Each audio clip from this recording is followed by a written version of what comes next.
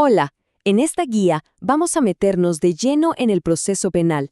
Lo vamos a desglosar paso a paso para que todos los componentes esenciales del sistema de justicia queden súper claros. Bueno, para ordenar todo este universo, lo dividimos en 5 temas clave. Arrancamos con las bases, o sea, los principios fundamentales. Después, vemos los distintos caminos que puede tomar un caso.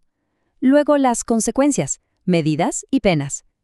Casi al final, exploramos las maneras en que un proceso termina y cerramos con las herramientas para apelar una decisión. Y bueno, para empezar, antes de meternos en la maquinaria del sistema, es crucial que entendamos los cimientos sobre los que se construye absolutamente todo. Exacto. Y esto nos lleva a una pregunta fundamental, ¿no? ¿Cuáles son esas reglas de juego inquebrantables que aseguran que todo sea justo desde el primer momento? Y aquí tenemos el pilar número 1, el más importante de todos, diría yo, la presunción de inocencia. Es simple pero poderoso. Nadie es culpable hasta que se demuestre lo contrario con una sentencia firme. Ahora, fíjense en este otro principio que es súper interesante, el de oportunidad. ¿Qué significa? Pues le da al fiscal la capacidad de decidir no seguir adelante con casos que no son tan graves. Esto permite que el sistema se enfoque en lo que de verdad importa. Ok, ya que tenemos claros los cimientos, ahora sí podemos empezar a ver los diferentes caminos o rutas procesales que puede seguir un caso, porque no todos son iguales. En esta tabla se resume todo perfecto. Tenemos 4 rutas principales y cada una está pensada para situaciones distintas. Está el ordinario, para lo más complejo, el abreviado, que se basa en acuerdos, el simplificado, que es más ágil, y el monitorio para las faltas más leves. Empecemos por el procedimiento ordinario. Este es, por así decirlo, el camino completo, el más detallado y con todas las etapas, que está reservado para los delitos más serios. Luego está el abreviado. Como su nombre lo indica, busca hacer las cosas más rápidas. La clave aquí es el acuerdo. El imputado acepta los hechos y se evita todo el juicio oral. Y para casos de menor gravedad, donde la pena no es tan alta, tenemos el procedimiento simplificado.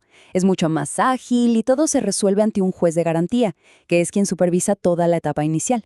Muy bien, ya conocemos los caminos. Ahora, hablemos de las consecuencias. ¿Qué puede pasar durante y al final del proceso? Aquí hay que tener algo muy claro. La prisión preventiva.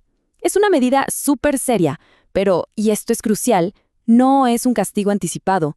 Es una medida para asegurar que el proceso se lleve a cabo correctamente. La pena, en cambio, sí es el castigo. Es la sanción que viene después de que un juez, tras un juicio, determina que alguien es culpable. Pero ojo, que una pena no siempre es algo estático, no está escrita en piedra. Hay factores que la pueden modificar, y bastante. Por ejemplo, si hay reincidencia, la pena puede subir. O si se dan ciertas condiciones, se puede cumplir en libertad. Incluso el paso del tiempo puede extinguir la responsabilidad. Mucha gente piensa que un caso penal solo puede terminar en culpable o inocente, pero la realidad es mucho más compleja. Vamos a ver las distintas formas en que un proceso puede concluir. Y aquí entra un concepto súper práctico en el día a día del derecho penal: las salidas alternativas.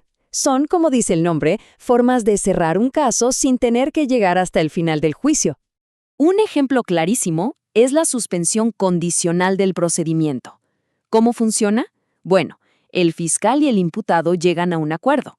El proceso se pone en pausa por un tiempo y si el imputado cumple ciertas condiciones, el caso se cierra para siempre. Claro que si se llega a juicio, los 2 finales más conocidos son estos: la sentencia condenatoria, que es cuando se impone una pena, o la absolutoria, que es cuando la persona queda libre de cargos.